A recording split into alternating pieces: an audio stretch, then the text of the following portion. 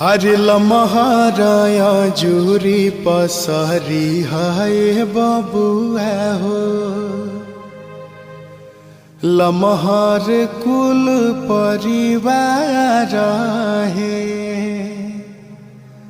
लमहर बाटे तहरा पापा जी के नैया हो। लमहर कुल खानदान है। हरे लमहराया जुरी पसरी हाय बबुआ हो। लमहर कुल परिवार है। लमहर बाटे तहरा पापा जी के नैया हो। लमहर कुल खानदान